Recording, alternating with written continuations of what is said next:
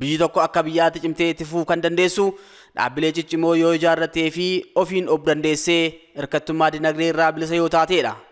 Biyyi keenya Itoophiyaanis jijjiiramni dhufuudhaan dura hirkattummaa dinagdee fi kanneen birootiif saaxilamtee biyyoonni lixaa akka fedhanitti itti fayyadamuun qabeenya ishii saamaa mirga dinagdeedhaan of danda'uu ishii sarbaa turan.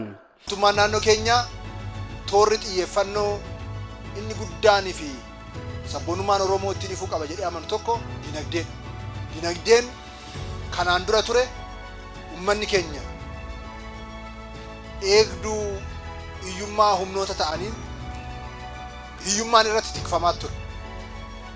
Hiyyummaa keessaa ba'ee uummanni keenya qabeenya akka horatu, jireenya akka qabaatu, qabeenya Rabbiin eebbisee kenneef itti fayyadamee of akka jijjiiru gochuudhaaf mootummaa naannoo Oromiyaa hojii isa jalqabaa godhee fudhatee hojjechaa jira. Carraa fi humni dinagdee naannoo Oromiyaa gonkuma iyyuu qabu.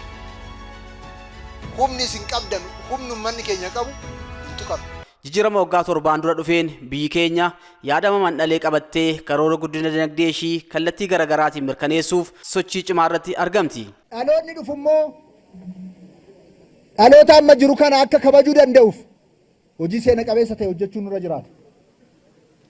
Namoonni tokko qaamoleen tokko Oromoo boochisaa jiraachuu barbaadu.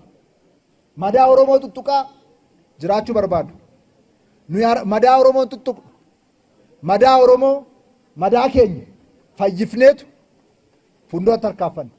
Abbudduu keenya laallu fuuldura laalla. Of duuba laalaa hin deemnu fuuldura laalaa kaannu. Dhaloota karasitti hoogganuu barbaanna. Kanaaf mootummaan naannoo Oromiyaa fi uummanni Oromoo waan qabu hunda barnoota irratti dhangalaasee dhaloota qopheessaa kan jiruuf. Dhalootaan qopheessinu har'a yoomiif boruuf. Dargaggoonni abdii boruu ta'an carraa hojii uummatanii akka of danda'anii fi guddina dinagdee biyyattii keessatti gahee isaanii akka ba'aniif leenjiin teekinooloojii Itiyoo-Kooders dargaggoota miliyoona 5f kennamaa jira. Dhaloonni teekinooloojiidhaan qaroomuunsaa mul'ata biyyattiin dinagdee dijitaalaa uumuu fi guddina nageenya saayibarii fi bulchiinsa daataa biyyaalessaa cimsuun birmadummaa biyyattii wabii nyaataa fi daangaa ishee abbummaadhaan eeggachuudhaaf qabdu galma barbaadameen ga'uuf hojjetama. ኢትዮጵያውያን በማቴማቲክስ የተሻለ ብቃት እንዳላቸው ኢትዮጵያን በርኖታ ኤሬጋ ፊ ኮዲንጊዳን ጋውምሳ ኦላና ቀባቹን ሳኒ ኒ ዱበተማ ኑቲስ ኒያመና ሆጂ ጉዳን አሎታ ቡኡራ ቀብሲሱዳ በዲጂታል ኢትዮጵያ መሳካት ኢትዮጵያ ዲጂታላ ዱጎምሱፍ ለሚ ሌንጄ ሆራቹ ፊ ሆጂቲ ገልቹን ሙርቴሳ ታው ኒያመናማ ከነ ሚልኬሱፍ ኮደሮታ ሚሊዮነ 5 ናኖሌ ሁንዳቲ ሌንጂን ጋውምሳ ኦጉማ ከነማ ፊ ጅራ Guddinni saffisaa biyyattii keessatti dhufee fayyadummaan hawaasa maraa daraan akka mirkanaa'uuf sirni dijitaalaa akka lafa qabatuuf Itoophiyaan sochii cimaa irratti argamti.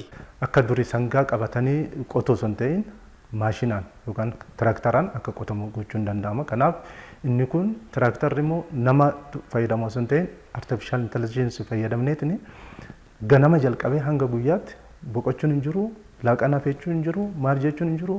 Horiin jala dadhabee jechuun hin jiru waan ta'eef guyyaa guutuu maashinitti hojjeta waan ta'eef isa kanaan oomisha keenya dachaadhaan dabaluu dandeenya jechuudha. Sirna kenna tajaajila ammayyeessuun tajaajila si'ataan akka kennamuu fi itti quufinsi lammiilee akka mirkanaa'uuf kenni tajaajila bakka tokkotti lammiileen hundi mana hojii mootummaarraa tajaajila si'ataa akka argatanii fi tajaajilli iddoo tokko yookaan masoo magaalota muraasa irratti jalqabame babal'atee itti quufinsi hawaasaa akka mirkanaa'u taasifamaa jira.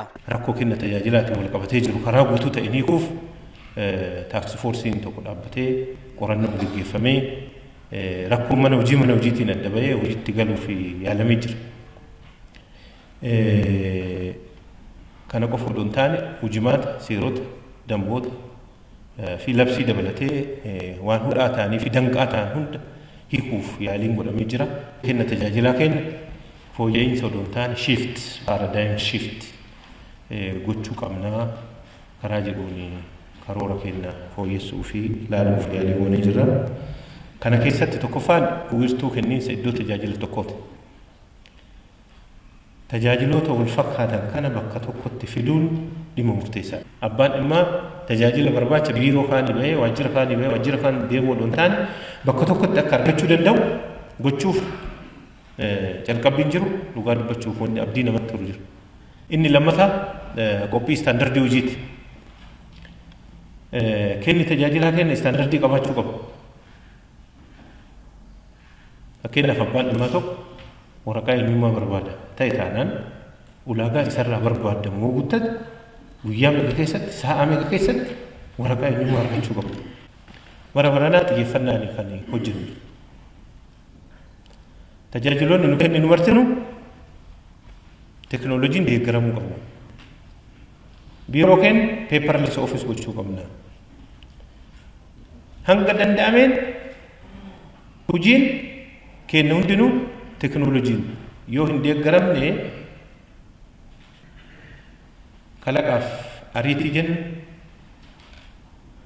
mirkaneessuu hin dandeenyu. Guddinni teekinooloojii fi bu'uuraalee misoomaa biroo guddina biyya tokkoo keessatti bu'uura guddaa waan kaa'uuf kaayyoo biyya guddattee dhiibbaa biyya biraarraa bilisa taatee arguuf qabame milkeessuuf gahee olaanaa qaba.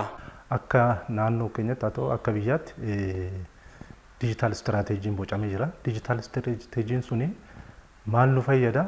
Tokkoffaa qonna keenya ammayyeessuu, lammaffaa turizimii keenya ammayyeessuu, sadaffaa industirii keenya ammayyeessuu, afuraffaa ICT keenya ammayyeessuudha.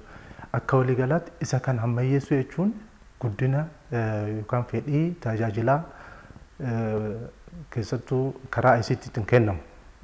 Seektaroota adda addaa keessatti tajaajilli kennamu jira.